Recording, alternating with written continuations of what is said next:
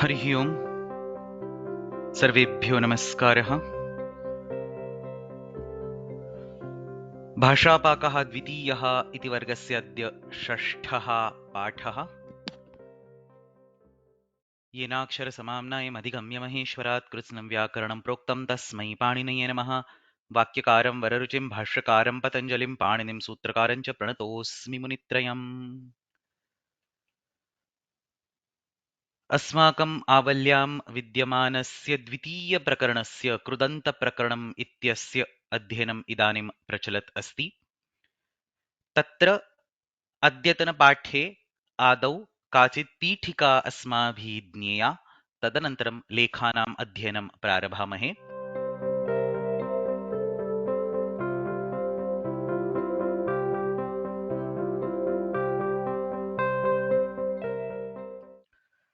तत्र धातोः कृत् प्रत्ययस्य योजनेन प्रातिपदिकं सिद्ध्यति।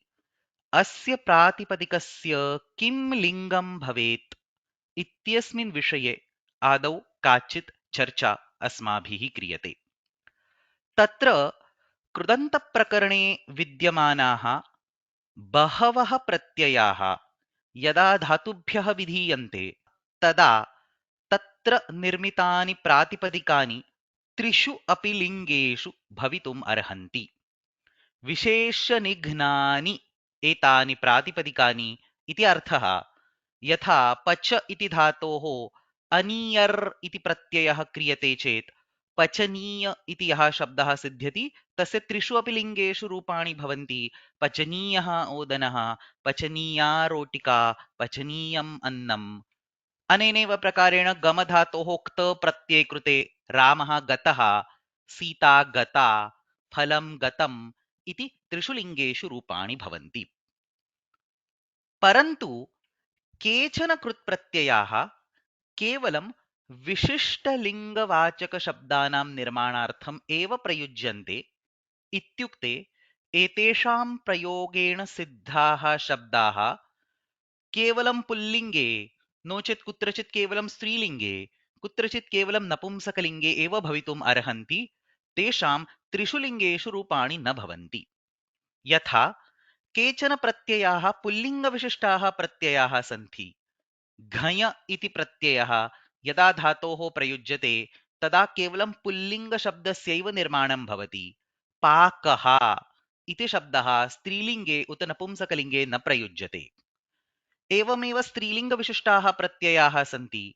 क्तिन् इति प्रत्ययः अस्ति, सः यदा धातोः प्रयुज्यते तत्र सिद्धः शब्दः पक्तिः इति केवलं स्त्रीलिङ्गे एव प्रयुज्यते।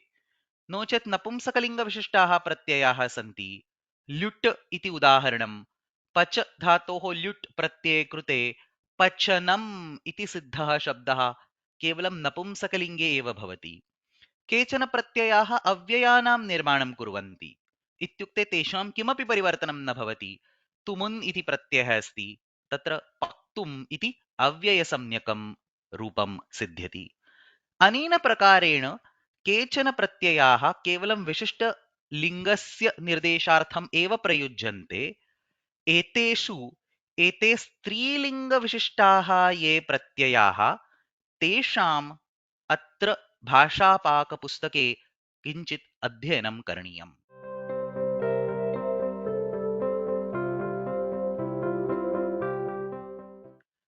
तत्र अष्टाध्याय्यां कृदन्तप्रकरणे स्त्रियां क्तिन् इति तृतीयाध्यायस्य तृतीयपादे एकं सूत्रं विद्यते। अत्र निर्दिष्टमस्ति जालपुटे स्त्रियां क्तिन् इति। अस्मिन् स्त्रियां तिन् इत्यस्मिन् अधिकारे अस्मात् सूत्रात् आरभ्य अग्रे कानिचन सूत्राणि यावत् अयम् अधिकारः प्रचलति। अस्मिन् अधिकारे विद्यमानाः भिन्नाः प्रत्ययाः केवलं स्त्रीलिङ्गे एव भवन्ति। इत्युक्ते एतैः प्रत्ययैः सिद्धाः शब्दाः केवलं स्त्रीलिङ्गे एव प्रयुज्यन्ते। अतः एव अत्र स्त्रियाम् इति उक्तमस्ति। एते सर्वेऽपि प्रत्ययाः भाववाचकप्रत्ययाः सन्ति। इत्युक्ते एतेषां प्रयोगेण क्रियायाः भावः इत्यस्मिन् अर्थे शब्दाः सिद्ध्यन्ति। तत्र मूलसूत्रं प्रथमं सूत्रम् आदिमं सूत्रम् औत्सर्गिकं सूत्रं स्त्रियां क्तिन् इति इत्युक्ते सर्वेभ्यः धातुभ्यः औत्सर्गिकरूपेण इत्युक्ते by default unless an apavada is told the default pratyaya would be क्तिन् तस्य औत्सर्गिकरूपेण नो चेत् उत्सर्गः इति नाम्ना निर्देशः क्रियते सर्वेभ्यः धातुभ्यः औत्सर्गिकरूपेण क्तिन् इति प्रत्ययः भवति बहुप्रचलिताः शब्दाः अस्य प्रत्ययस्य योजनेन सिद्ध्यन्ति बुद्धि इति अस्ति बुध धातोः क्तिन् प्रत्ययः स्मृति मति दृष्टि कृति गति भिन्नाः शब्दाः अनेन प्रकारेण भवितुम् अर्हन्ति अस्य क्तिन् प्रत्ययस्य अपवादरूपेण केषुचन स्थलेषु केचन अन्ये प्रत्ययाः पाठिताः वर्तन्ते यथा णिच् प्रत्ययान्ताः दशमगणस्य ये धातवः सन्ति तेभ्यः क्तिन् प्रत्ययस्य अपवादरूपेण युच् इति कश्चन प्रत्ययः भवति यु इत्यस्य प्रक्रियायाम् अन इति आदेशः भवति अतः वस्तुतः श्रवणसमये अन इत्येव श्रूयते परन्तु मूलरूपेण तत्र युच् इति प्रत्ययः अस्ति यथा गण इति दशमगणस्य धातुः तस्मात् णिच् इति प्रत्ययः आदौ भवति अतः अयम् णिजन्तः धातुः ण्यन्तः इति अपि अस्य निर्देशः क्रियते अस्मात् ण्यन्तात् युच् इति प्रत्ययः क्तिन् प्रत्ययस्य अपवादरूपेण तत्र अग्रे टाप् इति प्रत्ययः भवति अग्रे गणना इति रूपं सिद्ध्यति एवमेव तड इति धातुः ताडना इति रूपं सिद्ध्यति अनेन प्रकारेण णिजन्तेभ्यः धातुभ्यः क्तिन् प्रत्ययस्य अपवादरूपेण युच् इति प्रत्ययः क्रियते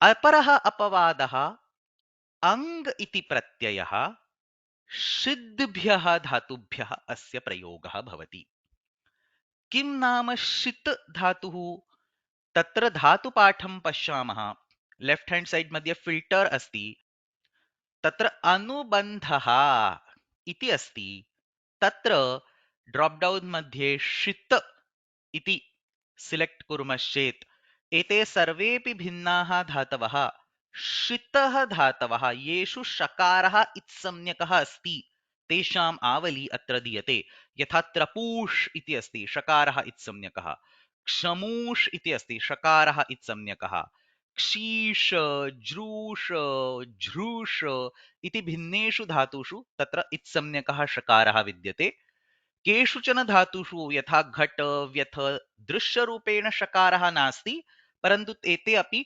षितः एव धातवः इति नाम्ना परिगण्यन्ते तस्मिन् विषये अनन्तरं कदाचित् वदामि इदानीं तस्मिन् विषये किमपि न आवश्यकं केवलं षितः ये धातवः तेषां विषये अङ् इति प्रत्ययः क्तिन् प्रत्ययस्य अपवादरूपेण भवति केवलम् उदाहरणद्वयम् इदानीम् आवश्यकं जृष इति धातुः अस्ति नो चेत् त्रपुष् इति धातुः अस्ति उभयत्र इत्संज्ञकः षकारः तत्र अङ् इति प्रत्यये कृते अग्रे टाप् इति प्रत्यये कृते जरा ओल्ड एज नो चेत् त्रपा इति शब्दाः सिद्ध्यन्ति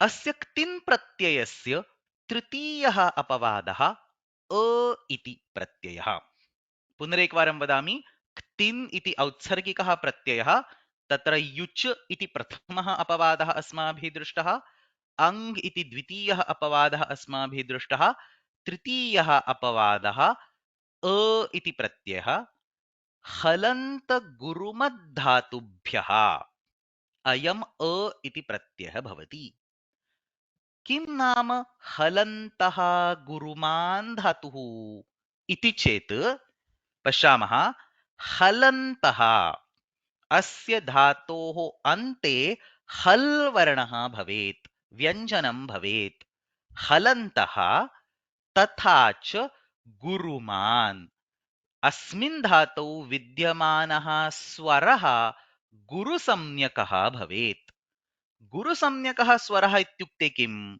यः कोऽपि दीर्घः स्वरः अस्ति तस्य गुरुः इति संज्ञा भवति।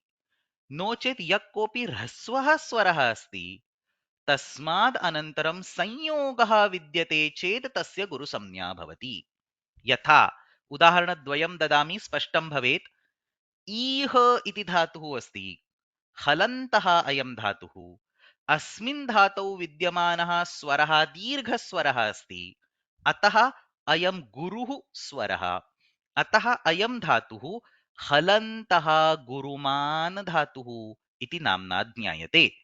हकारः अस्ति अतः हलन्तः, दीर्घः इकारः अस्ति अतः गुरुमान्, अतः मिलित्वा हलन्तः गुरुमान् धातुः इति तस्य निर्देशः भवितुम् अर्हति।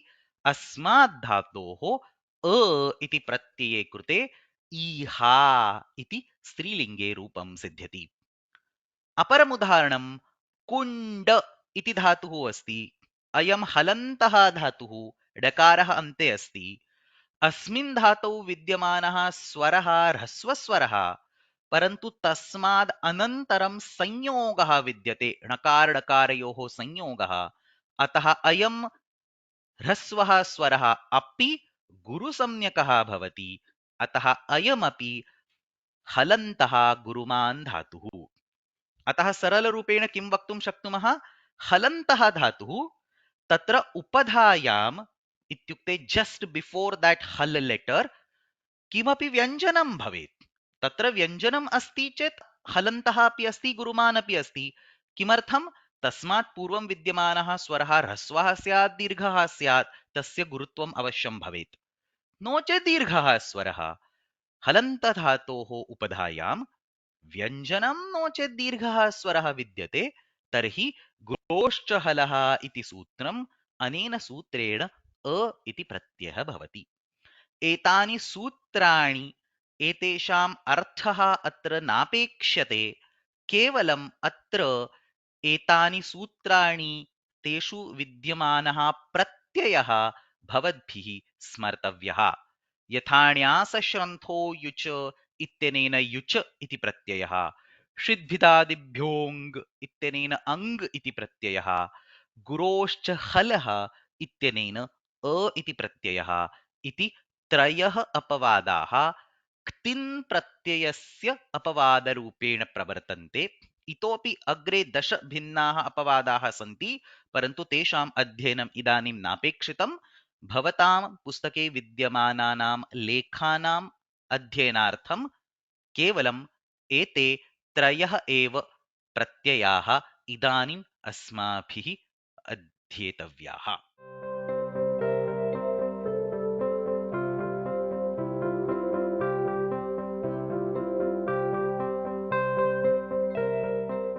भाषापाकः द्वितीयः इत्यस्मिन् पुस्तके विद्यमानः 43अधिकशततमः पाठः कुत्सा इति शब्दस्य साधुत्वं प्रतिपादयति।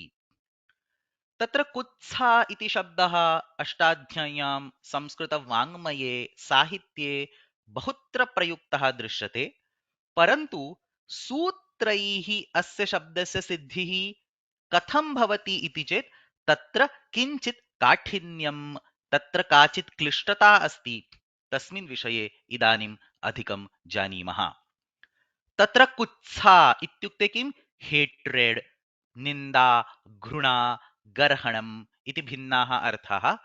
कुत्सा इति शब्दे चुरादिगणस्य कुत्स इति धातुः अस्ति। मूलः धातुः चुरादिगणस्य धातुः। इदानीम् अस्माभिः किं पूर्वस्मिन् स्लैड् मध्ये दृष्टं? चुरादिगणस्य धातुः अस्ति चेत् तत्र आदौ णिच् प्रत्ययः भवति, तस्माद् उपरि ण्यासश्रन्थो युच इति सूत्रेण वस्तुतः युच इति प्रत्ययः भवेत्। अनेन प्रकारेण कुत्स इति धातोः युच् प्रत्यये कृते कुत्सना इति रूपम् अवश्यं सिद्ध्यति। यथा गणना, ताडना इति उदाहरणानि, तथैव कुत्सना इति रूपम् अपि सिद्ध्यति, तस्य अपि साधुत्वम् अस्ति। परन्तु कुत्स इत्यस्मात् धातोः कुत्सा इति शब्दः अपि तस्मिन्नेव अर्थे सिद्ध्यति, तस्य साधुत्वं कथं ज्ञापनीयम् इति अत्र चर्चा विद्यते। तत्र केवलं साहित्ये इति न, अपि तु सूत्रपाठे अपि कुत्सा इति शब्दः एकस्मिन् सूत्रे प्रयुक्तः दृश्यते। तत्र यूनश्च कुत्सायाम् इति सूत्रं चतुर्थाध्यायस्य प्रथमपादे उक्तमस्ति। वस्तुतस्तु इदं सूत्रं पाणिनिना न उक्तम्। वस्तुतस्तु यूनश्च कुत्सायाम् इति वार्तिकम् अस्ति, परन्तु काशिकाकारेण यूनश्च कुत्सायाम् इति वार्तिकम्, तथा च अन्यानि अपि कानिचन वार्तिकानि सूत्रपाठे सूत्ररूपेणैव स्थापितानि दृश्यन्ते। अतः इदानीन्तनकाले एतेषां सर्वेषां वार्तिकानां सूत्ररूपेणैव ग्रहणं क्रियते। एतेषु यूनश्च कुत्सायाम् इति एकं वार्तिकं नो चेत् सूत्रम् इत्येव वदामः।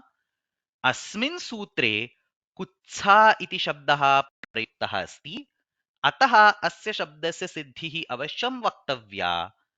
कृदन्तरूपमालायाम् अस्य शब्दस्य सिद्धिः त्रिभिः प्रकारैः उक्ता वर्तते।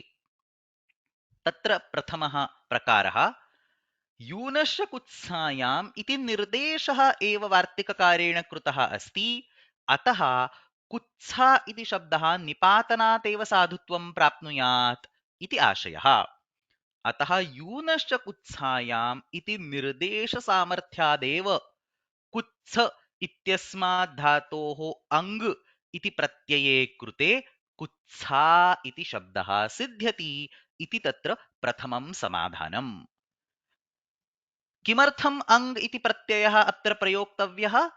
बाहुलकात् इति उच्यते।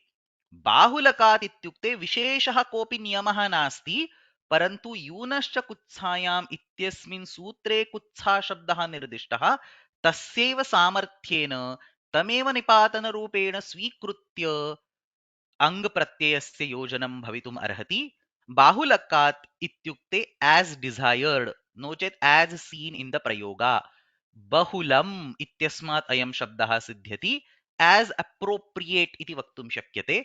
अतः बाहुलकात् अङ् इति प्रत्ययं कुत्सधातोः कृत्वा कुत्स इति शब्दः सिद्ध्यति इति प्रथमं समाधानम्। नो चेत् कुत्स इति धातुः दशमगणस्य धातुः अस्ति। दशमगणस्य धातवः विकल्पेन णिच् प्रत्ययं स्वीकुर्वन्ति इति कश्चन सिद्धान्तः प्रवर्तते। सिद्धान्तकौमुद्यामपि अस्य निर्देशः कृतः अस्ति। अनित्यण्यन्ताः चुरादयः, चुरादिगणस्य शब्दाः नित्यण्यन्ताः न सन्ति, नित्यं णिच् प्रत्ययं न स्वीकुर्वन्ति, अपि तु विकल्पेन णिच् प्रत्ययं स्वीकुर्वन्ति इति कश्चन सिद्धान्तः प्रयोगसाधुत्वार्थं ज्ञापितः अस्ति। अतः अयं कुत्स इति धातुः चुरादिगणे विद्यते इति कारणात् अत्र णिच् प्रत्ययं विकल्पेन एव स्वीकुर्यात्, येन णिच् प्रत्ययस्य अभावपक्षे कुत्स इति धातुः हलन्तः अस्ति, गुरुमान् अस्ति। अतः गुरोश्च हलः इति सूत्रेण तत्र अ इति प्रत्ययः भवितुम् अर्हति। अप्रत्यये कृते कुत्स इति शब्दः सिद्ध्यति इति अपरं समाधानम्। तत्र तृतीयम् अपि किञ्चित् समाधानं विद्यते। तत्र तस्मिन्नेव स्त्रियां क्तिन् इत्यस्मिन् एव अधिकारे किञ्चित् अग्रे गच्छामश्चेत् इदानीम् अस्माभिः गुरोश्च हलः इति सूत्रं दृष्टं, षिद्भिदादिभ्योङ् इति सूत्रं दृष्टं। तस्मादनन्तरं चिन्ति पूजि कथि कुम्भि चर्चश्च इति सूत्रमस्ति। चिन्त, पूज, कथ, कुम्भ, चर्च इत्येतेभ्यः धातुभ्यः अङ् इत्येव प्रत्ययः भवति इति अस्य सूत्रस्य सामान्यः आशयः। अस्मिन् सूत्रे च इति अपि स्थापितमस्ति। चिन्ति, पूजि, कथि कुम्भि चर्चः च। तर्हि अस्मिन् सूत्रे च इति किमर्थं स्थापितः इति प्रश्ने कृते तस्य अत्र समाधानं दीयते। अस्मिन् सूत्रे विद्यमानः चकारः अनुक्तसमुच्चयार्थः अस्ति। अनुक्तसमुच्चय इत्युक्ते चिन्त, पूज, कथ, कुम्भ, church and others. That and others is captured using ch. यत् किमपि अस्मिन् सूत्रे न उक्तं तद् अनुक्तं, तस्य अपि समुच्चयं, तस्य अपि ग्रहणं, तस्य अपि परिगणनं कर्तुम् अत्र च इति शब्दः स्थापितः वर्तते। अतः अयं चकारः अनुक्तसमुच्चयार्थः अस्ति। इत्युक्ते अन्येऽपि केचन धातवः अस्याम् एव आवल्यां भवेयुः इति विचिन्त्य तत्र तुल इति कश्चन धातुः स्थाप्यते, कुत्स इति अन्यः धातुः स्थाप्यते। अनेन प्रकारेण केचन अन्ये धातवः शिष्टप्रयोगम् अनुसृत्य अत्र संस्थापिताः विद्यन्ते। तुल इति धातोः अ इति प्रत्यये कृते तुला इति शब्दः सिद्ध्यति। कुत्स इति धातोः कुत्सा इति शब्दः सिद्ध्यति। अनेन प्रकारेण छिन्तिपूजिकथिकुम्भिचर्चश्च इत्यस्मिन् सूत्रे विद्यमानस्य चकारस्य अनुक्तसमुच्चयार्थम् इति अर्थं स्वीकृत्य अन्येषाम् अपि धातूनां तत्र योजनं सम्भवति। इदं मतं क्षीरतरङ्गिण्यां विद्यते, तस्य कृदन्तरूपमालायां निर्देशः कृतः अस्ति। अनेन प्रकारेण एते त्रयः बिन्दवः कृदन्तरूपमालायाम् अस्य कुत्साशब्दस्य साधुत्वार्थं परिगणिताः, स्थापिताः, निर्दिष्टाः, उक्ताः वर्तन्ते। तत्र कृदन्तरूपमालायां मूलरूपेण यत्किमपि लिखितमस्ति तस्यापि चित्रम् अत्र स्क्रीन् मध्ये अस्ति। झटिति पठामि। सर्वं मया इदानीं स्पष्टीकृतमेव, अतः अस्य अवगमने क्लेशः न स्यात्। यूनश्च कुत्सायाम् इत्यत्र निर्देशबलात् इत्युक्ते सूत्रविधानसामर्थ्यात् ण्यन्तादपि बाहुलकात् भावे स्त्रियाम् अङ् इति प्रथमं समाधानं। केचित्तु सम् अदर्स् अनित्यण्यन्ताः चुरादयः इति आश्रित्य कुत्सा नो चेत् कुत्सितव्यम् इत्यादि प्रयोगाणां साधुत्वम् आचक्षते।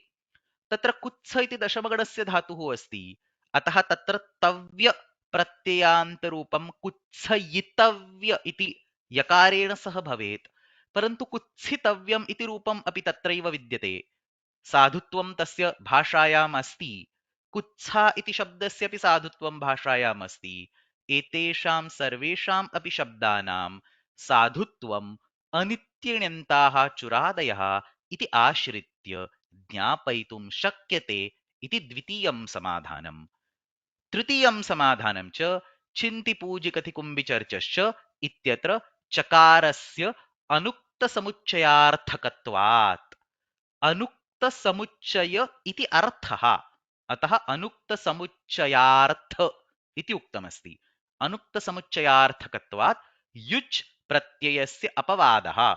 न्यासश्रन्थो युच् इति सूत्रेण यः युच् प्रत्ययः भवेत् तस्य अपवादरूपेण अङ् प्रत्ययः भवति इति क्षीरतरङ्गिण्यां क्षीरस्वामिना निर्दिष्टम् अस्ति।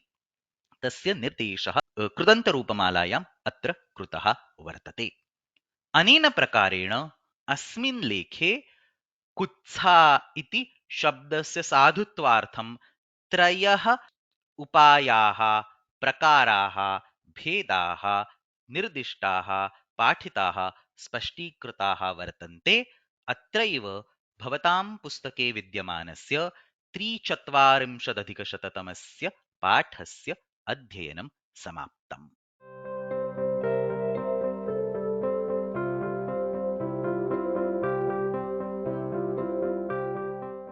भाषापाकः द्वितीयः इत्यस्मिन् पुस्तके विद्यमानः 44-अधिकशततमः पाठः उपलब्धिः इति शब्दस्य साधुत्वं कथं भवेत् इत्यस्मिन् विषये भिन्नान् बिन्दून् प्रतिपादयति।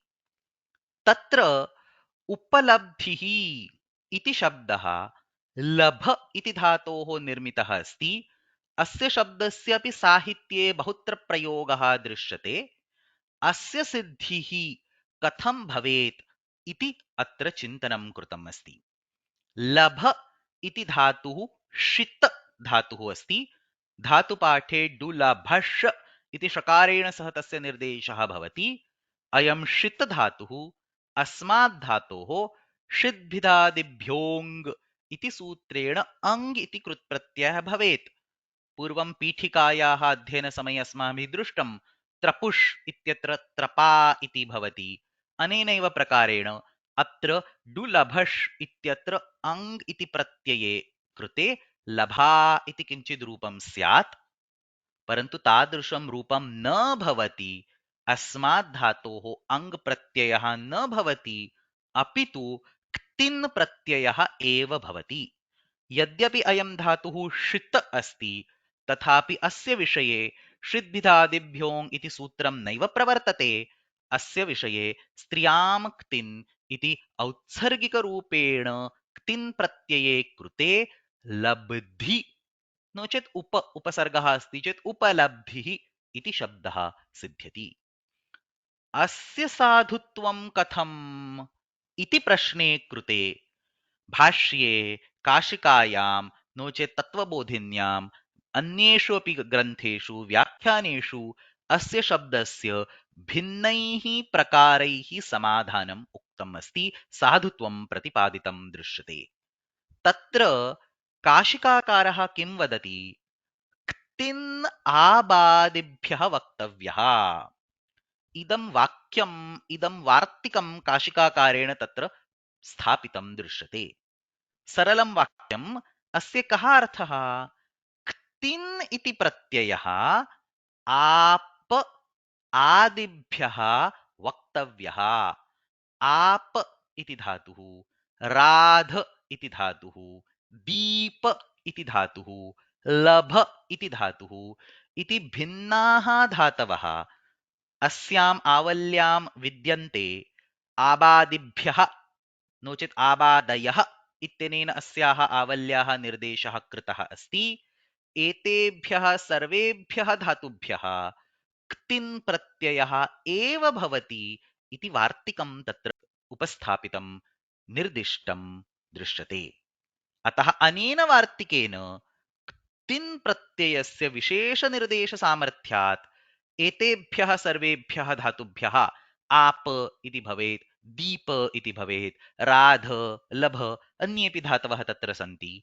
एतेभ्यः सर्वेभ्यः धातुभ्यः अप्रत्ययम् अङ् प्रत्ययं वा बाधित्वा क्तिन् प्रत्ययः एव भवति।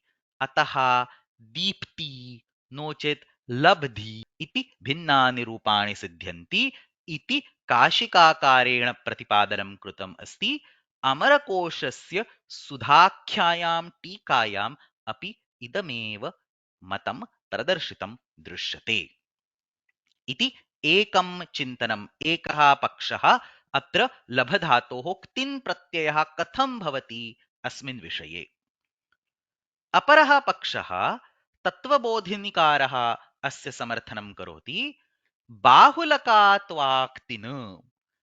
पुनरेकवारं बाहुलक इत्युक्ते यथायोग्यं प्रयोगः। डुलभष इत्यस्मात् धातोः सिद्धः उपलब्धिः इति प्रयोगः साहित्ये दृश्यते। अतः बाहुलकात् तस्य साधुत्वम् अस्माभिः स्वीकर्तव्यम् इति आशयः। कुत्र दृश्यते? साहित्ये इत्युक्ते केषाञ्चन कवीनां काव्येषु दृश्यते इति अर्थः नास्ति, अपि तु साक्षात् भाष्ये दृश्यते। साक्षात् भाष्यकारेण लब्धि नो चेत् उपलब्धिः इति शब्दः प्रयुक्तः वर्तते। अस्य शब्दस्य भाष्ये प्रयोगः दृश्यते। अतः सूत्रसदृशम् एव भाष्ये विद्यमानाः शब्दाः निपातनरूपेण स्वीकर्तव्याः। अतः अत्र निपातनेन बाहुलकात् वा क्तिन् प्रत्ययः भवति। तत्र शास्त्रे अग्रेपि अस्मिन् विषये विस्तरः वर्तते। कृत्यल्लिटो बहुलम् इति सूत्रस्य योगविभागेन बहुलम् इति शब्दः सर्वेषां कृत्प्रत्ययानां विषये सङ्गच्छते तस्य प्रयोगः भवितुम् अर्हति इति किञ्चित् अग्रे अस्मिन् विषये समाधानम् अपि कृतम् अस्ति। परन्तु सः क्लिष्टः विषयः। इदानीं केवलं भाष्ये अस्य शब्दस्य प्रयोगः वर्तते, अतः निपातनात् बाहुलकात् वा अत्र क्तिन् प्रत्ययस्य साधुत्वं तत्त्वबोधिनी कारेण ज्ञापितम् अस्ति। दुर्घटवृत्तौ इत्युक्ते दुर्घटवृत्तिः इत्यस्मिन् ग्रन्थे अस्मिन् सन्दर्भे इतोपि उपायद्वयम् उक्तम् अस्ति। Two different new proposals solutions have been given. तत्र आदौ सः किं वदति? लभ इति धातुः धातुपाठे डुलभश् इति षकारेण सह नास्ति एव, डुलभ इत्येव अस्ति इति स्वीकुर्मः। अतः धातुपाठे केनचित् दोषः कृतः। धातुपाठे डुलभश् इति नास्ति, केवलं डुलभ इति अस्ति। इति षकारं विना धातुग्रहणं क्रियते चेत् षिद् बिधादिभ्योङ् इति सूत्रस्य प्रसक्तिरेव न भवेत्। किमर्थं? षित् इत्यस्ति चेदेव तत्र अङ् प्रत्ययः। यदि षकारः एव नास्ति इति स्वीकुर्मः तर्हि इदं सूत्रमपि न प्रवर्तेत। अतः अङ् प्रत्ययस्य प्राप्तिः एव नास्ति, अन्यः अपि कोऽपि अपवादः तत्र नैव प्रवर्तते।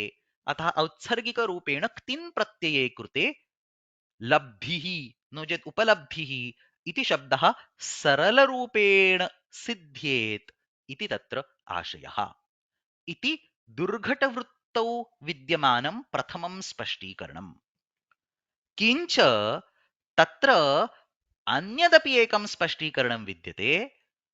रभ नो चेत् लभ इति द्वयोः धात्वोः एकत्वस्मरणात्। अयं विषयः पूर्वमपि अस्माभिः दृष्टः। बहवः पण्डिताः रकारलकारयोः लकारस्यापि डकारलकारयोः बकारवकारयोः एकत्वं प्रतिपादयन्ति। तस्मिन् पक्षे रभ तथा लभ इत्यत्र एकः एव अयं धातुः इति स्वीकुर्मः। अतः रभ धातोः यथा रब्धि इति रूपं तस्यैव किञ्चित् परिवर्तनं कृत्वा, परिवर्तनं नास्ति एव, एकः एव धातुः इति उक्त्वा रब्धि सदृशं लब्धि इति एव भवेत्।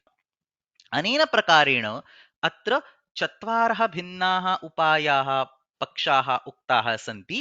कस्यापि पक्षस्य ग्रहणं कुर्मश्चेदपि न दोषाय। Essentially, it is different ways leading to the same goal. सर्वदेव नमस्कारः केशवं प्रति गच्छति। अन्ते अस्माकं कृते उपलब्धिः इति शब्दस्य साधुत्वं स्वीकर्तव्यम्। अतः तस्य साधुत्वार्थं भिन्नाः उपायाः पाठिताः वर्तन्ते। सर्वेषाम् अपि ग्रहणं नो चेत् एकस्य विशेषरूपेण ग्रहणम् अवश्यं कर्तुं शक्यते। तत्र अयं शब्दः साहित्ये कुत्र कुत्र विद्यते अस्य कानिचन उदाहरणानि भवतां पुस्तके अपि सन्ति। अमरकोशे बुद्धिः इति शब्दस्य पर्यायवाचकशब्दानाम् आवली या विद्यते तस्याम् उपलब्धिः इति शब्दः बुद्धिशब्दस्य पर्यायरूपेण स्वीकृतः अस्ति। प्रेक्षा उपलब्धिः चित् संवित् प्रतिपत् ज्ञप्ति चेतना इति भिन्नानि उदाहरणानि इति भिन्नाः शब्दाः तत्र बुद्धि इत्यस्मिन् एव अर्थे दत्ताः वर्तन्ते। तत्र उपलब्धिः इति शब्दः अस्ति। नो चेत् अस्माभिः पूर्वं दृष्टं महाभाष्ये अपि उपलब्धि इति शब्दः विद्यते। तत्र अर्थवदधातुरप्रत्ययः प्रातिपदिकम् इति सूत्रे भाष्ये अनुपलब्धिः न उपलब्धिः अनुपलब्धिः इति शब्दः तत्र प्रयुक्तः दृश्यते। रघुवंशे अपि कुत्रचित् अस्य शब्दस्य एकवारं द्विवारं त्रिवारं वा भिन्नेषु श्लोकेषु प्रयोगः कृतः दृश्यते। अनेन प्रकारेण भवतां पुस्तके उपलब्धिः इति शब्दस्य केचन प्रयोगाः सङ्गृहीताः सन्ति। अपि च अस्य शब्दस्य साधुत्वार्थं चत्वारः उपायाः, चत्वारः पक्षाः स्पष्टीकृताः वर्तन्ते। अत्र भवतां पुस्तके विद्यमानस्य 44अधिकशततमस्य पाठस्य अध्ययनं समाप्तम्।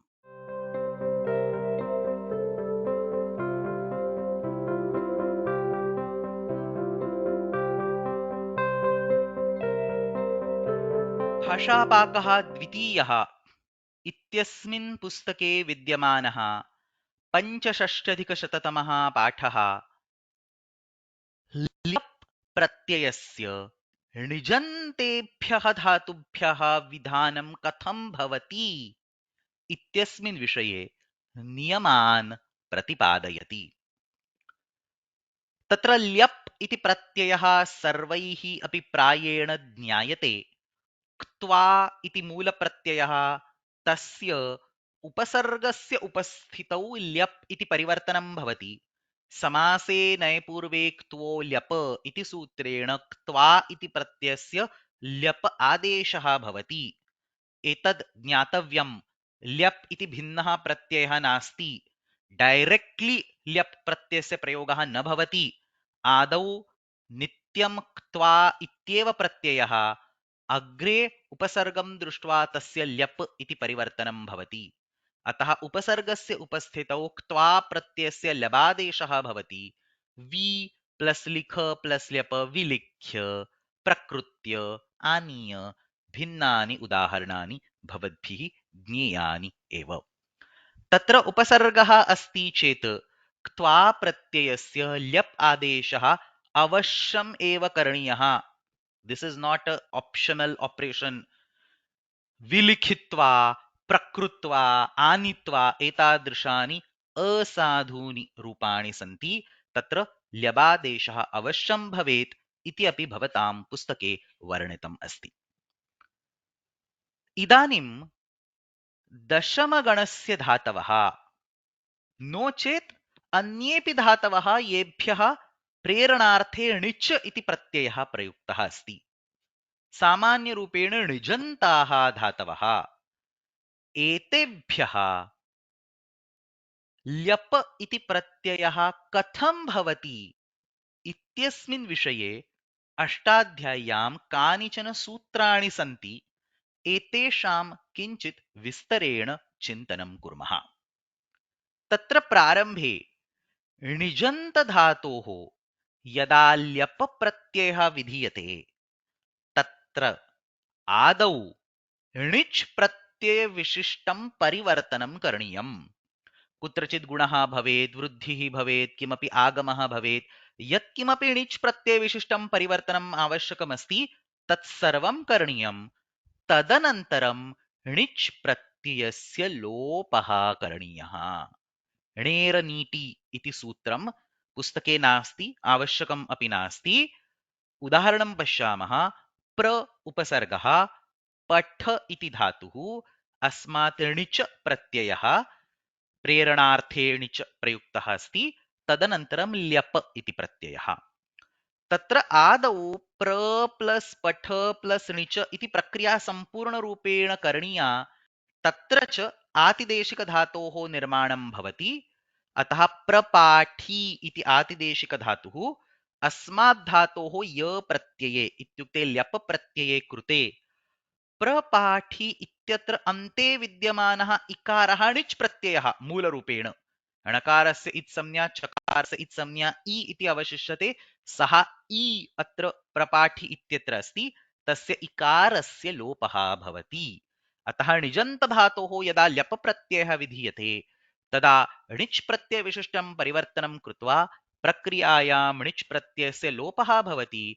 प्रपाठी अत्र प्रपाठ इति इकारस्य लोपं कृत्वा अग्रे यकारं संयोज्य प्रपाठ्य इति रूपं सिद्ध्यति। अत्र रूपनिर्माणस्य सरला पद्धतिः अपि वर्तते। तस्य णिजन्तस्यैव लट् लकारस्य प्रथमपुरुषैकवचनस्य रूपं स्वीकृत्य तत्र अयति अयते इति निष्कास्य तस्य स्थाने य इति योजयामश्चेत् णिजन्तस्य ल्यबन्तरूपं सिद्ध्यति।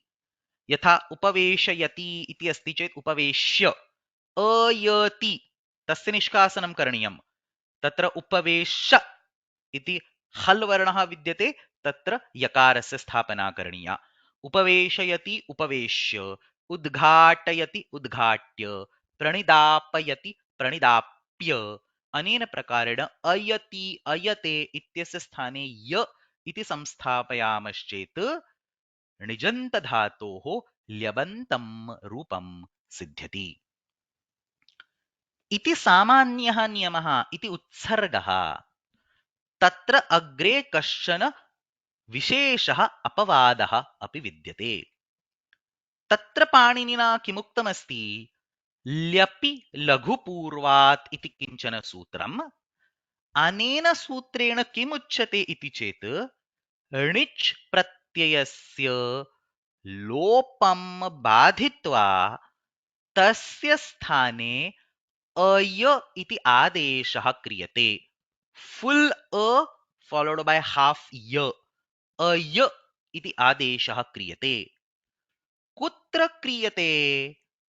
येषु णिजन्तधातुषु णिच् प्रत्ययात् पूर्वं लघुपूर्वकं व्यञ्जनं विद्यते. Little complex to understand, we will go slow and take a few examples. तत्र वि इति उपसर्गः अस्ति, गण इति दशमगणस्य धातुः, तत्र णिच इति प्रत्ययः, तत्र ल्यप इति प्रत्ययः। आदौ वि प्लस गण प्लस णिच इत्यत्र प्रक्रियां कृत्वा विगणि इति सिद्ध्यति। अत्र विगणि इति णिच् प्रत्ययान्तः धातुः। अस्मिन् धातौ अन्ते इकारः अस्ति, सः णिच् प्रत्ययः, तत् त्यजामः। तस्मात् णिच् प्रत्ययात् पूर्वम् इत्युक्ते इकारात् पूर्वं व्यञ्जनं भवेत्। सो तत्र व्यञ्जनं भवेत्। अत्र इकारात् पूर्वं णकारः अस्ति, तत् व्यञ्जनमस्ति। तस्मात् व्यञ्जनात् पूर्वं ह्रस्वस्वरः भवेत्। तत् व्यञ्जनं यस्मात् पूर्वम् अव्यवहितरूपेण ह्रस्वस्वरः विद्यते तत् लघुपूर्वकं व्यञ्जनम् इति वदामः इति ज्ञायते। अतः अत्र णकारः इति अन्तिमं व्यञ्जनं, तस्मात् पूर्वं ह्रस्वस्वरः अस्ति, गकारोत्तरः अकारः। सी द कॉन्फिगरेशन, ग अ ण इ। तत्र इ इति णिच् प्रत्ययः अस्ति, तस्मात् पूर्वं ण इति व्यञ्जनं, तस्मात् पूर्वं अ इति अकारः। अतः अत्र किमस्ति? लघुपूर्वकं व्यञ्जनम् अस्ति।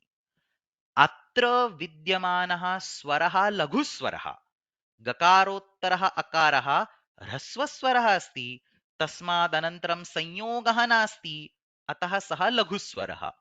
पूर्वस्मिन्नपि पाठे अस्माभिः दृष्टं, यत्र ह्रस्वस्वराद् अनन्तरं संयोगः विद्यते सः गुरुस्वरः, यत्र ह्रस्वस्वरात् अनन्तरं संयोगः न विद्यते सः ह्रस्वस्वरः लघुस्वरः। एतादृशः लघुस्वरः, तस्माद् अनन्तरं व्यञ्जनं, तस्मादनन्तरं णिच् प्रत्ययः। अस्यां स्थितौ णिच् प्रत्ययस्य लोपं बाधित्वा अय इति आदेशः भवति। अतः अत्र मया स्पष्टरूपेण प्रदर्शितमस्ति, ण इति णिच् प्रत्ययात् पूर्वं, तस्मात् पूर्वम् अ इति ह्रस्वस्वरः, अतः अयं णकारः लघुपूर्वकं व्यञ्जनम् अस्ति। अस्यां स्थितौ णिच् प्रत्ययस्य इत्युक्ते इकारस्य अय, फुल् अ फॉलोड बाय हाफ य, अय इति आदेशः भवति, विगणय्य इति रूपं सिद्ध्यति। ल्यपि लघुपूर्वात् इति अत्र सूत्रम्। अन्यदपि उदाहरणं पश्यामः।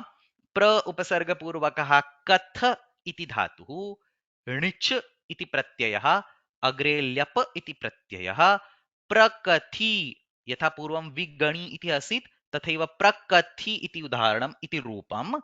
तत्र थकारोत्तरः इकारः णिच् प्रत्ययः, तस्मात् पूर्वं थकारः व्यञ्जनमस्ति, तस्मात् पूर्वम् अकारः लघुस्वरः अस्ति, अतः अत्र प्रकथ इत्यस्मादनन्तरं णिच् प्रत्ययस्य अयादेशे कृते प्रकथय्य इति रूपं सिद्ध्यति। अत्रापि रूपनिर्माणस्य सरला पद्धतिः अस्ति। अयति नो चेत् अयते इत्यस्य स्थाने अय्य इति स्थापयामः। पूर्वं केवलं य इति अस्माभिः स्थापितम्, इदानीम् अय्य इति स्थापयामः। तथा क्रियते चेत् एतादृशम् अयादेशे कृते उचितं यद्रूपं तत् सिद्ध्यति। भवतां पुस्तके बहूनि उदाहरणानि दत्तानि सन्ति, सर्वाणि अत्र स्लैड् मध्ये मया परिगणितानि वर्तन्ते। प्रकटयति, प्रकटय्य, अयति इत्यस्य स्थाने अय्य इति स्थापयामः। प्रकटय्य।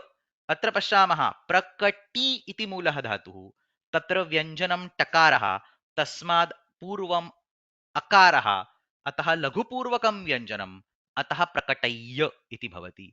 एवमेव आकलय्य, उन्नमय्य, आवरय्य, भिन्नानि उदाहरणानि विरचय्य, सन्दमय्य, भवद्भिः एतानि सर्वाणि द्रष्टुं शक्यन्ते। अनेन प्रकारेण अस्मिन् पाठे णिजन्तात् ल्यप् प्रत्ययः विधीयते चेत् किं भवति इति प्रश्नं कृत्वा प्रथमं तु तत्र लोपः भवति, परन्तु यत्र लघुपूर्वकं व्यञ्जनं विद्यते तत्र लोपं बाधित्वा अयादेशः भवति। पूर्वस्मिन् स्लैड् मध्ये पश्यामश्चेत् तत्र प्रपाठि इत्यत्र लघुपूर्वकं व्यञ्जनं नासीत्। इकारात् पूर्वं ठकारः, तस्मात् पूर्वम् आकारः आसीत्, लघुव्यञ्जनं नासीत्। अतः अत्र अयादेशस्य न प्रसक्तिः, अत्र लोपः एव भवति। एवमेव अन्येषु अपि उदाहरणेषु द्रष्टुं शक्यते। उपवेशयति इत्यत्र उपवेशि इति मूलधातुः, तत्र इकारः इत्युक्ते णिच् प्रत्ययः, तस्मात् पूर्वं षकारः व्यञ्जनमस्ति, परन्तु तस्मात् पूर्वम् ए इति दीर्घस्वरः विद्यते, अतः इदमपि लघुपूर्वं व्यञ्जनं न, अतः अत्रापि अयादेशः न भवति, अपि तु लोपः एव भवति। अनेन प्रकारेण यदि लघुपूर्वकं व्यञ्जनं विद्यते तर्हि अयादेशः, यदि लघुपूर्वकं व्यञ्जनं न विद्यते तर्हि लोपः इति अत्र आशयः। अत्रैव भवतां पुस्तके विद्यमानस्य पञ्चषष्ट्याधिकशततमस्य पाठस्य अध्ययनं समाप्तम्।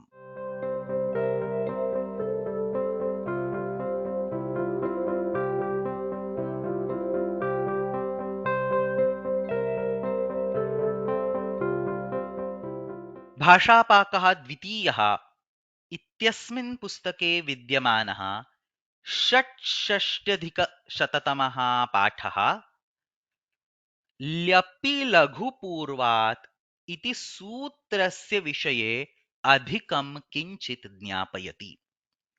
पूर्वस्मिन् एव लेखे अस्माभिः ल्यपि लघुपूर्वात् इति सूत्रं दृष्टम्।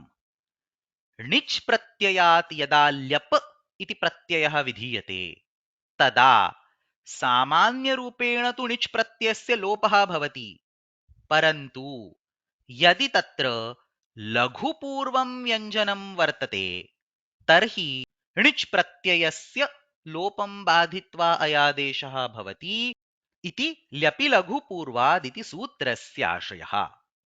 तत्र आदौ लघुस्वरः इति किम्, अस्य व्याख्या पुस्तके अस्मिन् लेखे दत्ता अस्ति।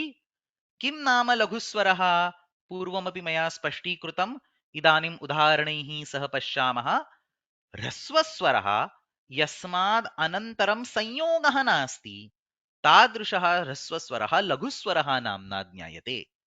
यथा शिव इत्यत्र शकारोत्तरः इकारः लघुस्वरः अस्ति, तस्माद् अनन्तरं संयोगः नास्ति, परन्तु कृष्ण इत्यत्र ककारोत्तरः ऋकारः लघुस्वरः नास्ति, तस्माद् अनन्तरं षकारणकारयोः संयोगः विद्यते। अनेन प्रकारेण लघुस्वरः किम् इति उक्त्वा अस्मिन् लेखे त्रीणि उदाहरणानि निर्दिष्टानि सन्ति। झटिति पश्यामः। तत्र विगणय्य वि उपसर्गपूर्वकः गण धातुः तस्य उदाहरणम् आदौ विद्यते। अस्मिन् उदाहरणे णकारः इति व्यञ्जनं तस्मात् पूर्वं लघुस्वरः, अतः अत्र लघुपूर्वं व्यञ्जनम् अस्ति, अतः अत्र णिच् प्रत्ययस्य अयादेशः अनेन सूत्रेण अवश्यं भवति इति प्रथमम् उदाहरणम्। अपरम् उदाहरणं नो चेत् प्रत्युदाहरणं प्र उपसर्गपूर्वकः दर्श इति धातुः तस्मात् णिच प्रत्ययः, दृश इति मूलः धातुः तत्र दर्श इति भवति, णिच् प्रत्ययः तदनन्तरं यकारः। अत्र णिच् प्रत्ययात् पूर्वं शकारः अस्ति, द अ र श, अतः अन्ते शकारः अस्ति, तत् व्यञ्जनं। परन्तु तस्मात् पूर्वं स्वरः नास्ति, अपि तु अन्यत् व्यञ्जनं विद्यते, रेफः विद्यते। अतः दकारोत्तरः अकारः लघुस्वरः नास्ति, दकारोत्तरात् अकारात् अनन्तरं संयोगः वर्तते, अतः अत्र लघुस्वरः नास्ति, अतः अत्र लघुपूर्वं व्यञ्जनम् अपि न वर्तते। यत् व्यञ्जनमस्ति तद् लघुपूर्वं नास्ति इति आशयः। अतः अत्र ल्यपि लघुपूर्वात् इत्यस्य न प्रसक्तिः, णिच् प्रत्ययस्य अयादेशः न भवति, अपि तु लोपं कृत्वा प्रदर्श्य इति रूपं सिद्ध्यति। अत्र दकारोत्तरः अकारः लघुसंज्ञकः नास्ति इति ज्ञापयितुम् इदम् उदाहरणं स्वीकृतम्। तत्र पुस्तके विद्यमानं तृतीयम् उदाहरणं जागृ इति धातोः अस्ति। अस्मात् धातोः णिच् प्रत्यये कृते जागरि इति ण्यन्तं रूपं ण्यन्तः धातुः सिद्ध्यति। तत्र तस्मात् उपरि ल्यप इति प्रत्यये कृते जागर इत्यत्र अन्ते व्यञ्जनम्, अस्मात् व्यञ्जनात् पूर्वम् अकारः इति लघुस्वरः अस्ति, अतः अत्र अवश्यं लघुपूर्वं व्यञ्जनं वर्तते। अतः अत्र अस्य सूत्रस्य प्रयोगं कृत्वा अवश्यमेव णिच् प्रत्ययस्य अयादेशे कृते प्रजागरय्य इति उचितं रूपं सिद्ध्यति। इदम् उदाहरणं भवतां पुस्तके किमर्थं दत्तमिति चेत् अस्मिन् धातौ एकः गुरुस्वरः अस्ति। जकारोत्तरः आकारः गुरुस्वरः, गकारोत्तरः अकारः लघुस्वरः। अनेन प्रकारेण एकः गुरुस्वरः एकः लघुस्वरः विद्यते। तत्र कस्य स्वरस्य चिन्तनं करणीयम् इति चेत् णिच् प्रत्ययात् पूर्वं रेफः, तत् व्यञ्जनं, तस्मात् पूर्वं कः स्वरः अस्ति तस्य चिन्तनं करणीयम्। You cannot randomly pick a swara present somewhere else in the dhatu. एतं बिन्दुं स्पष्टीकर्तुम् अत्र इदम् उदाहरणं दत्तम् अस्ति। अनेन प्रकारेण अस्मिन् पाठे आदौ त्रीणि उदाहरणानि स्वीकृत्य तत्र णिच् प्रत्ययस्य अयादेशः कथं भवति इति स्पष्टीकृतं वर्तते। अस्मिन्नेव पाठे अग्रे आप इति धातुः स्वीकृतः वर्तते। तत्र आप पञ्चमगणस्य धातुः अस्ति। आप इति धातोः विषये पाणिनिना एकं भिन्नं सूत्रं, पृथक् सूत्रं, विशिष्टं सूत्रम् उक्तमस्ति। तत्र ल्यपि लघुपूर्वात् इति सूत्रम् अस्माभिः इदानीं दृष्टं।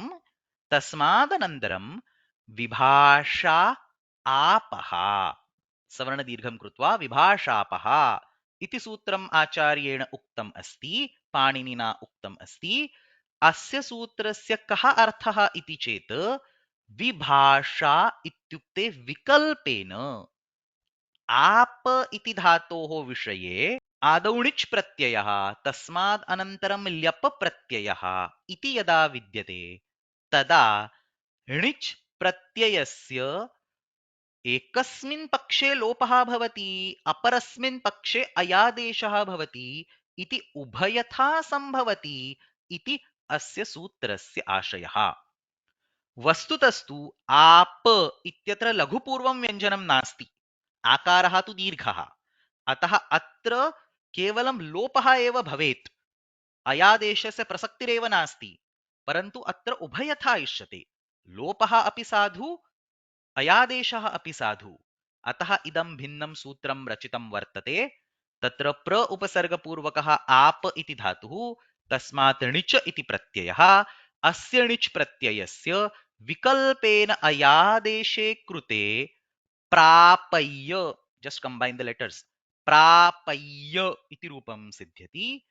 पक्षे अस्यैव णिच् प्रत्ययस्य लोपे कृते, a zero sign is typically shown, used to show a lopa, लोपे कृते प्राप्य इति उभयथा रूपं सिद्ध्यति। तत्र प्राप्य इति रूपं मूलधातोः ल्यबन्तमपि तदेव, आपधातोः णिच् प्रत्ययं विना ल्यप् प्रत्ययः शुद्धधातोः क्रियते चेदपि तत्र प्राप्य इत्येव रूपम्, अपि च निजन्तस्य प्रापय्य तथा प्राप्य इति उभयथा रूपम् इति अत्र आशयः। अत्र ल्यपि लघुपूर्वात् इत्यस्य प्रसक्तिः नास्ति, केवलं नित्यं लोपः एव भवेत् णिच् प्रत्ययस्य, परन्तु विकल्पेन अयादेशः इष्यते, अतः इदं पृथक् सूत्रं पाणिनिना निर्मितम् अस्ति। अनेन प्रकारेण अस्मिन् लेखे आदौ ल्यपि लघुपूर्वात् इत्यस्य कानिचन उदाहरणानि, तदनन्तरं विभाषा आपः इति सूत्रस्य आप इति धातोः उदाहरणं स्पष्टरूपेण प्रतिपादितं वर्तते। अत्र भवतां पुस्तके विद्यमानः षट्षष्ट्याधिकशततमः पाठः समाप्तः।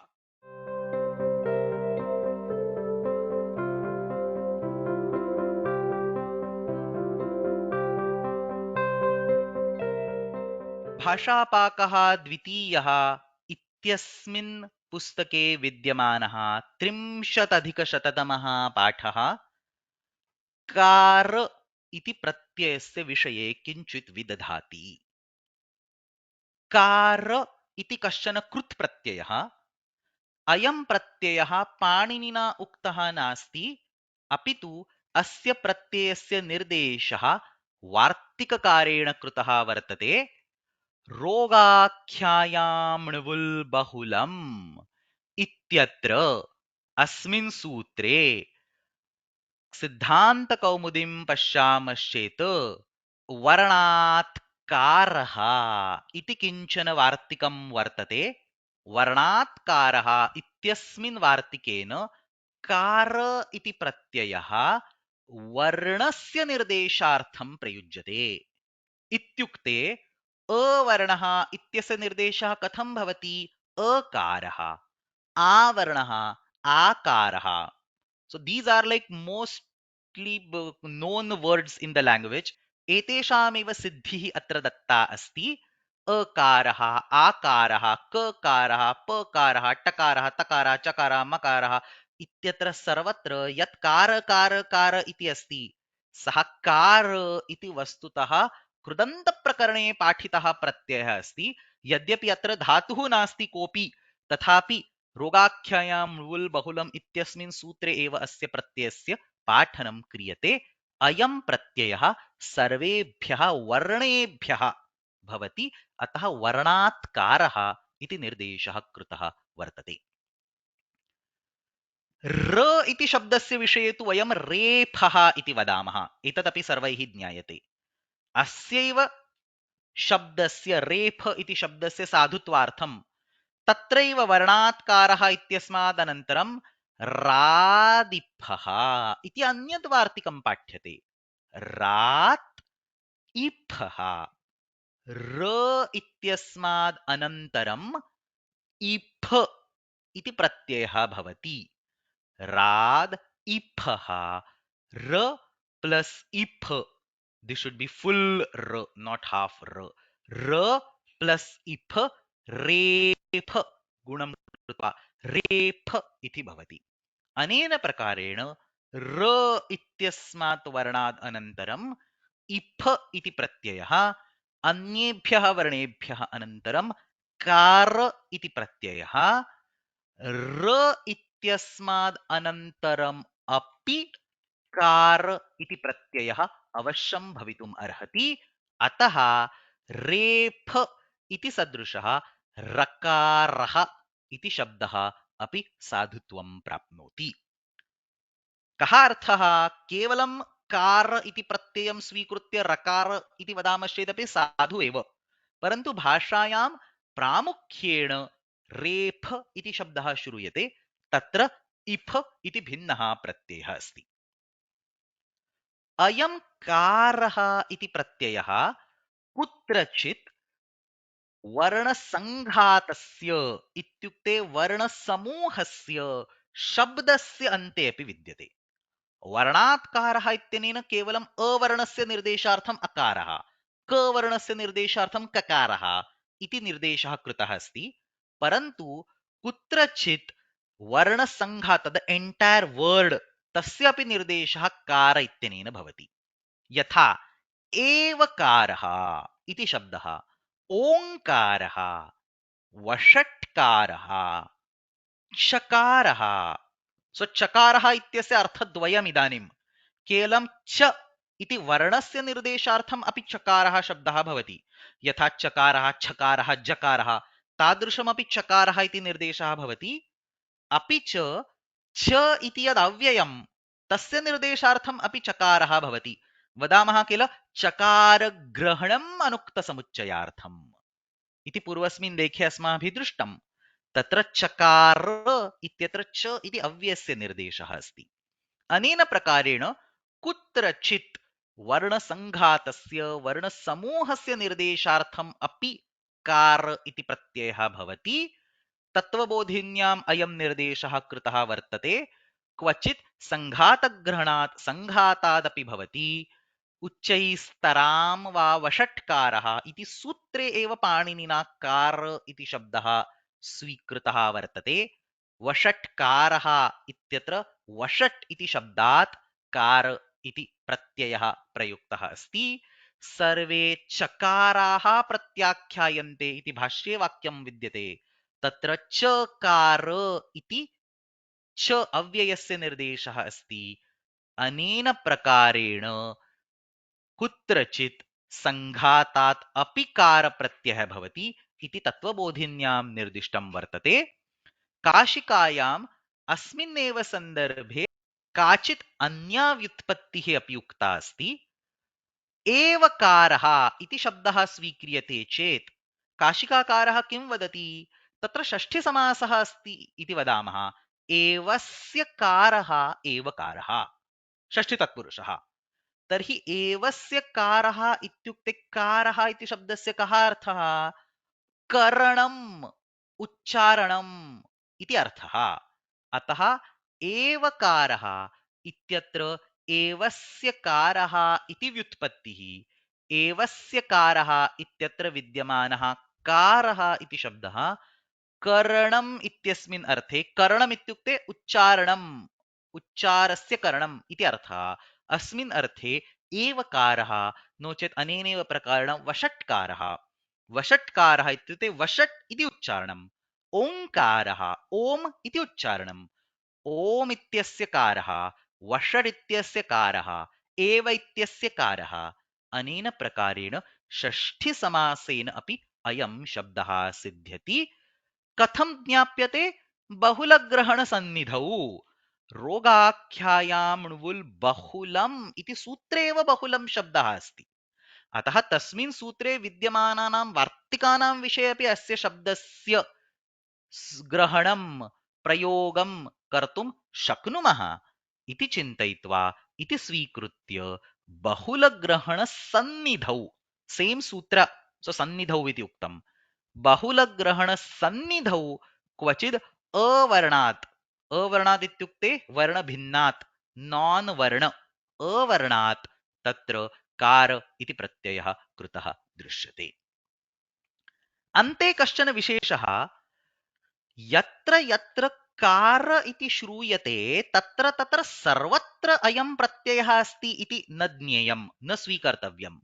यथा कुम्भकार, स्वीकार, प्रकार इत्यत्र कार प्रत्ययः नास्ति। एवकार, ओङ्कार इत्यत्र कार प्रत्ययः अस्ति इति वक्तुं शक्यते। अकार, आकार, रकार इत्यत्रापि कार प्रत्ययः अस्ति, परन्तु कुम्भकार, स्वीकार इत्यत्र क्रू धातोः रूपमस्ति। यथा एवस्य कारः इत्यस्यां व्युत्पत्तौ अपि कार इति प्रत्ययः नास्ति, क्रू धातोः रूपमस्ति। तथैव कुम्भकार, स्वीकार इत्यादिषु स्थलेषु अपि क्रू धातोः इदं रूपं वर्तते। अत्र कार इति प्रत्ययः नास्ति। अनेनैव प्रकारेण केचन अन्ये शब्दाः ये प्रान्तीयभाषायां साधुत्वं प्राप्नुवन्ति, जयकारः, जय जयकारः एतादृशाः शब्दाः संस्कृते न सन्ति, तस्य जय जयकारः कृतः इति न वक्तव्यम्। एते सर्वे शब्दाः संस्कृतभाषायाम् असाधुशब्दाः एव इति अपि युष्माकं पुस्तके अन्ते निर्दिष्टं वर्तते। अनेन प्रकारेण अस्मिन् लेखे कार इति प्रत्ययः तथा च कुत्रचित् अन्यत्र विद्यमानः कार इति शब्दः इत्येतेषां भिन्नानि उदाहरणानि, भिन्नाः प्रयोगाः निर्दिष्टाः वर्तन्ते। अत्रैव भवतां पुस्तके विद्यमानस्य 30 अधिक 100 तमस्य पाठस्य अध्ययनं समाप्तम्।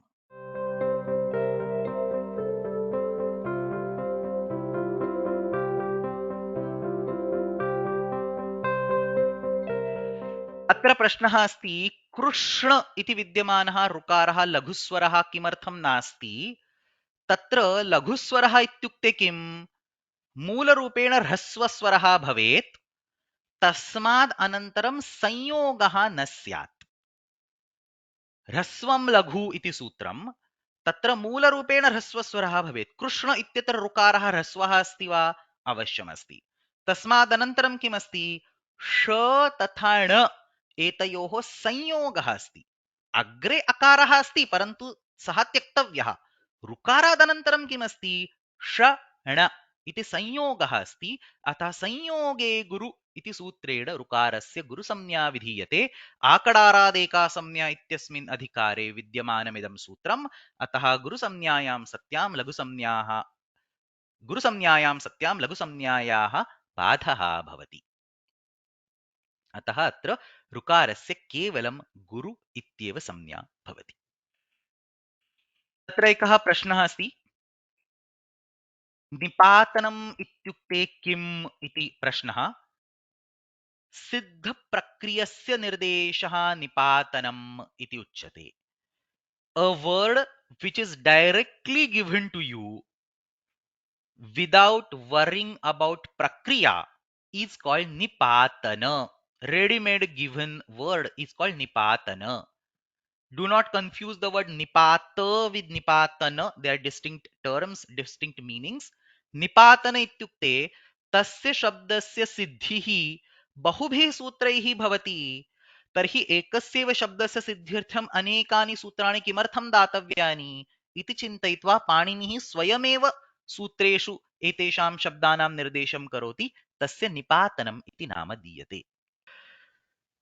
Okay, so there is a question, how do we use nijanta in प्रेरणार्थ or स्वार्थ?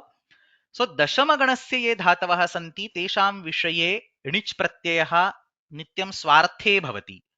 स्वार्थे इत्युक्ते अर्थस्य परिवर्तनं न भवति। चुर इति धातोः यः अर्थः सः एव अर्थः चुर प्लस् णिच् इत्यस्य। तत्र प्रेरणार्थं वक्तुमिच्छामश्चेत् पुनः तदेव चुर प्लस् णिच्। Forms do not change.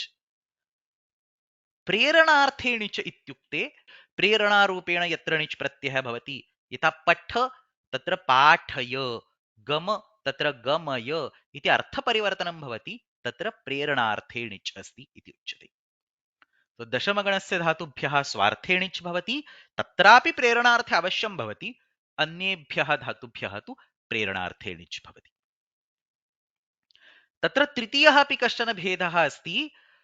स्वार्थेणिच् इति निवृत्तप्रेषणात् धातोः प्राकृतेऽर्थे निजुच्यते इति वाक्यपदीये भर्तृहरिणा उक्तं। कुत्रचित् अन्यगणस्य धातुभ्यः स्वार्थेणिच् अवश्यं भवितुम् अर्हति, परन्तु विरलानि एतादृशानि उदाहरणानि। अत्र प्रश्नः अस्ति बाहुलकात् इति पुनरेकवारं कृपया विवृणोतु। So bahulak word is you. This word is derived from the word bahula. This bahula is a very risky business in Ashtadhyayi. If you go to the Sutra Patha and if you search bahula as the word, you'll see a bunch of sutras which have bahula written over there. Unadayo bahulam, rogakhyayam udvul bahulam, krutyaluto bahulam. So what does the word bahulam mean is that Panini tries to say in these sutras that the prayogas are so vastly different that it is extremely hard to capture them concisely. So I will give a generic sutram and use it only to justify the prayogas, and not like a sutra is given so you can use it whatever you want whenever you want. So bahulam ityukte, now see this, rogakhyayam bahulam. The meaning of the sutra is when you want to indicate a name of a disease, rogasya nirdeshaha, tatra णवुल pratyayah kutrachit bhavati. So some places णवुल pratyaya will be there. Now this does not give you a license to take all 2000 dhatus and add णवुल and just use that word to indicate some kind of roga. So you have to use some kind of judgment over there. प्रयोगे यत्र णवुल् प्रत्ययस्य आधारेण रोगस्य निर्देशः कृतः वर्तते तादृशेषु स्थलेषु अनेन सूत्रेण अस्य तस्य साधुत्वं भवितुम् अर्हति। अतः अत्र उदाहरणानि दत्तानि सन्ति। बहुलग्रहणं व्यभिचारार्थम् इति उच्यते। व्यभिचार means deviate from the regular track. In general, sutras are very crystal clear and we know where to use them, we know where not to use them. But sometimes Panini takes a shortcut and says bahulam. Basically, vyabhicharaha from the normal track, use it to justify the prayogas. So kutrachit bhavati na cha bhavati, kutrachit na bhavati iti arthaha. The question is, what is autsargika? So understand this, the structure of Ashtadhyayi, how is it? There is a main pratyaya and there are apavadas listed it. So for example, I will say I'm teaching a class and I will say all students go to library. But say Devadatta should go to the teacher's room, and say Yajnadatta should go to music room, and say Rajavarman should go to sports room, and so on. So the first instruction which is applicable for everybody is called a general rule or utsarga. The individual instructions are called apavadas. So the counterpart of an apavada is called utsarga. So unless your name is Yajnadatta, Devadatta, or Rajavarman, you have to listen to the general instruction, that is utsarga. So atrapi striyam ktin iti sutre ktin iti pratyayah utsargaha. He will not say that these dhatus will get tin. The general rule is everybody gets tin, and then this dhatu does not get tin, this dhatu does not get tin, this dhatu does not get thin. Those are the apavadas. हा तत्र कश्चन प्रश्नः प्रापयति तथा प्राप्नोति उभयोः ल्यबन्तं समानं वा। प्राप्नोति इत्यस्य केवलं प्राप्यति भवति, प्रापयति इत्यस्य प्रापय्य इत्यपि भवति, प्राप्य इत्यपि भवति। अतः प्राप्य इति रूपं कस्य, रिवर्स् प्रश्नः पृच्छते चेत् ऋजन्तस्य अपि शुद्धधातोः अपि, उभयोः प्राप्य इत्येव रूपम् इति तत्र उत्तरम्।